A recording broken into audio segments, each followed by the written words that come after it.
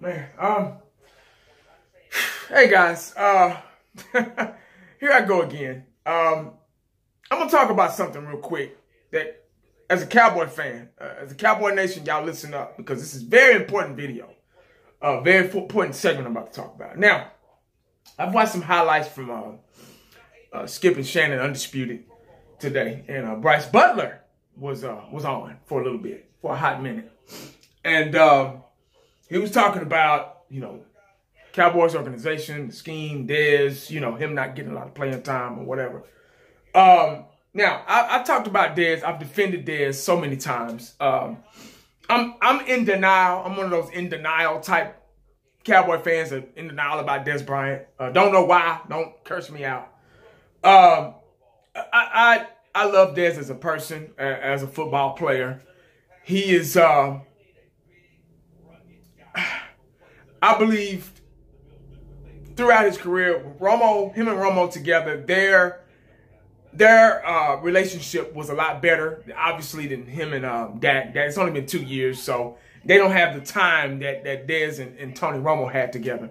Tony Romo knew how to throw that ball to Dez. Dez, through the years, whereas back then, he was a lot more. His agility was he was a lot quicker. And he was able to run a lot of different routes. Now he's only 2 routes, deep and back shoulder fade or deep slant. Those are only 2 routes Dez had, or across the middle, where he can kind of create separation. Dez has a problem creating separation now. Father Time has gotten a hold of him. But Dez is just not that go-to get open receiver like he's being paid. Now, Brice Butler. This guy's young. He's 27 years old. Is 6'3", 220 pounds. Last year, I believe he caught 15 balls for 317 yards and 3 touchdowns. I believe if used correctly, if played right, if fit into the scheme a little more, which the Cowboys don't have the ability to do that, he would have gotten a 1,000-yard season. Brice Butler is, I made a video about this guy, sometime about 2-3 weeks ago. And I called him my Alvin Harper. And he said it himself on the show. He's the deep guy. Just point blank. You get in there, you're our deep, boom, touchdown, big play guy. That's it. That's his role, And this is what scares me as a Dallas Cowboy fan, a part of Cowboy Nation, Cowboy Country, whatever you want to call it. This is what scares me about this team and Jerry Jones and the front office and, this 2, 3, 4-headed monster we got in Jerry Jones.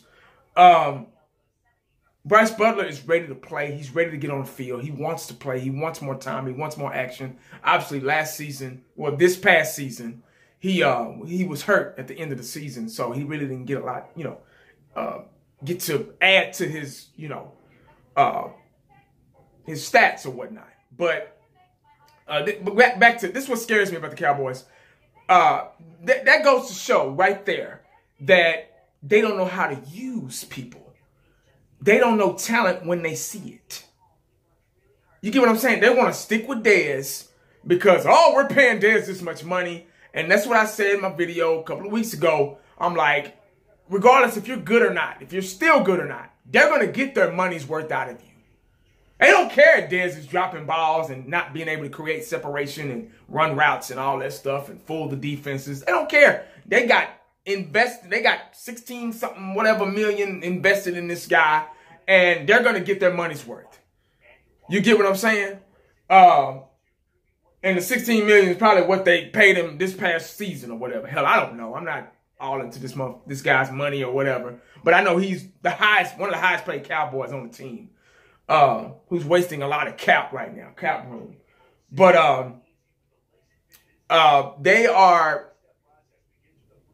the Cowboys are business first, win second. We are business first, win second. We are holding on to too many guys that times probably passed them by. Look at Jason Witten.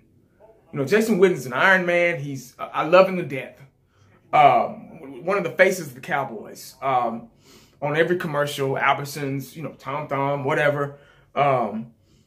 He has been a consistent tight end for us ever since he's been in the league, you know. But his numbers have declined majorly. You know, last year he had a better year last year because we had a better offensive line, and you know, Zeke was played all season, and you know, last year was just a better year for the Dallas Cowboys.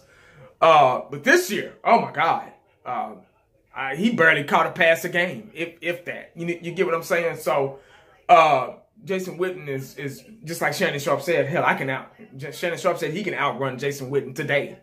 Hell, I can run backwards and outrun Jason Witten. But this Cowboy, this front office and Jerry, they want to hold on to their best friends and put friends first and, you know, all that stuff, and not want to let Tony Romo go and let Dak do his thing. And, you know, just, it's just, oh my God, this is what's holding us back from being a winning team, not being able to coach these guys right, to let all this talent go to waste.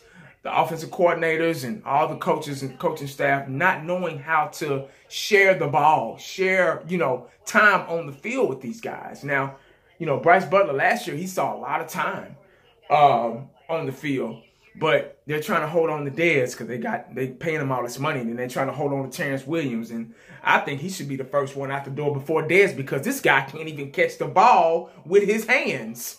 If you see every highlight of Terrence Williams, the ball is, he catches the ball because he know he don't have any hands. I don't know how the hell you made it to the NFL and you can't catch the ball with your hands, and you're a wide receiver. So he needs to go, because if he hasn't learned that yet, he's been in the league probably almost 10 years. It's time for him to go. But they're not going to let him go because they know Brice Butler is better. He's at least better than, I think he's better than Dez too right now.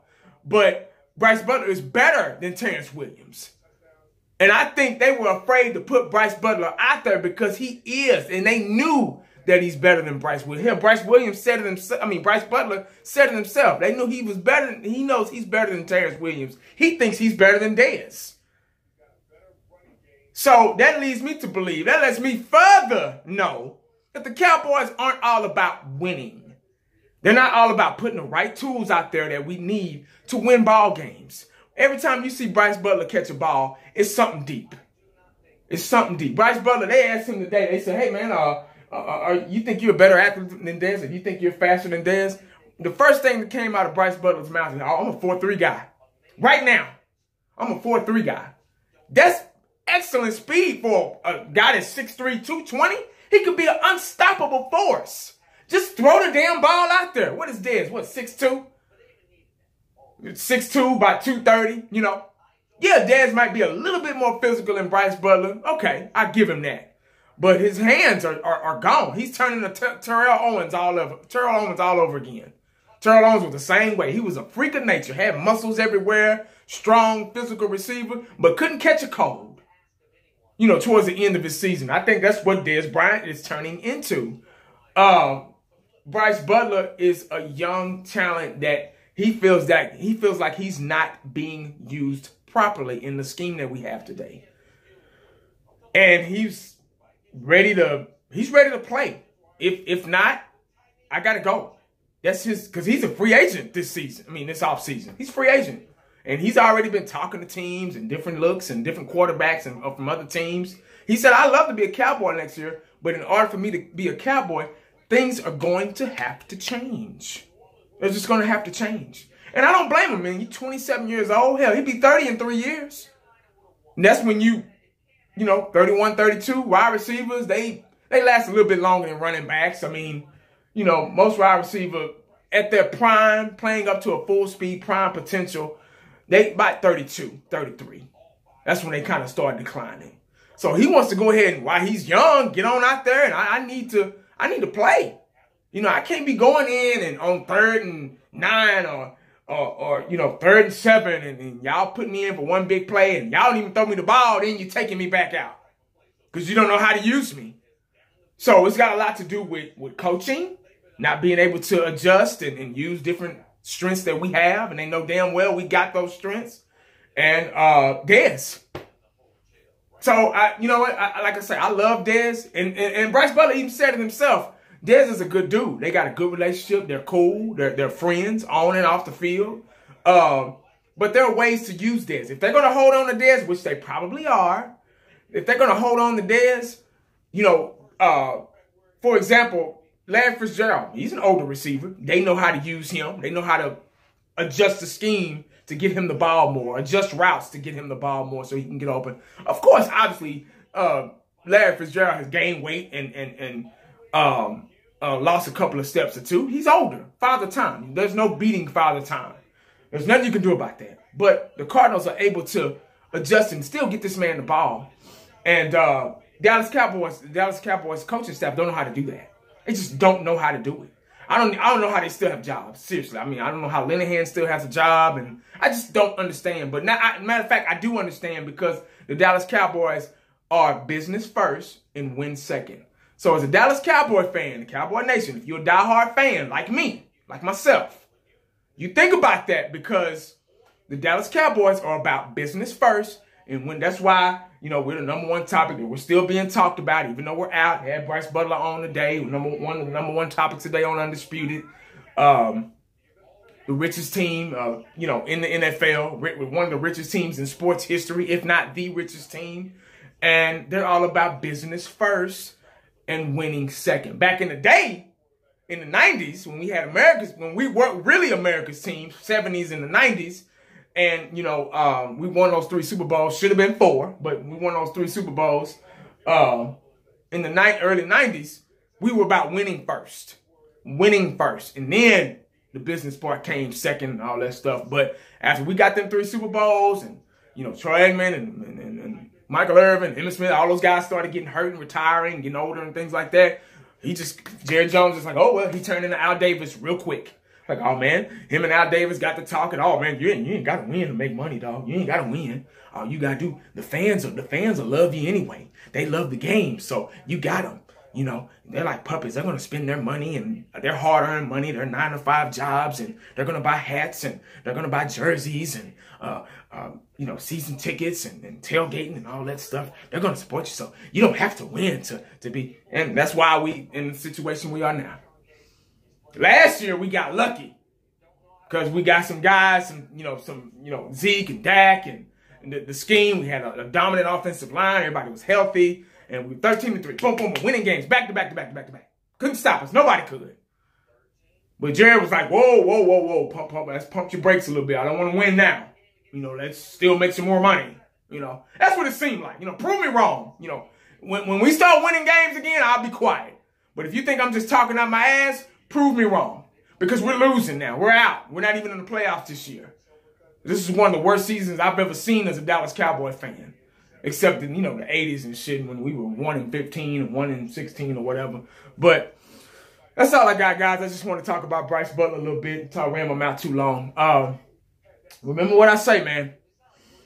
Make sure you stay prayed up, because you never know what the day is going to bring you. Holla back. I'm out.